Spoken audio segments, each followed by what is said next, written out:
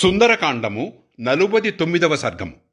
ఇంద్రజిత్తు ద్వారా తనను బంధింపజేసి సభకు రప్పించుకొను రావణుని కృత్యమునకు హనుమంతుడు ఆశ్చర్యపడెను.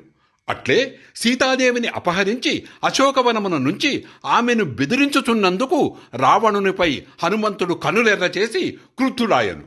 అంత రావణుని సభను పరిశీలింపగా మేలిమి బంగారముతో నిర్మింపబడి మంచి ముత్యములచే పొదగబడి దగదగలాడుతున్న కిరీటముతో అమూల్యములైన వజ్ర వైడూర్య మణులతో విచిత్రముగా ఉన్న స్వర్ణాభరణములతో వెలకట్ట సాధ్యముగాని పట్టు వస్త్రములతో ఎర్రచందనపు పూతలతో కస్తూరాదులతో కుదిర్చిన త్రిపుండ్రములతో 10 శిరస్సులతో ఉప్పుచూ మహాతేజశాలియు వీరుడును అయిన రావణుడు మంత్రులతో సభ తీర్చి తేజరిల్లుచుండగా రాక్షసులు ఒకవైపు తనను పీడించుచున్నను మారుతి సంభ్రమాశ్చర్యములతో రావణుని చూచెను.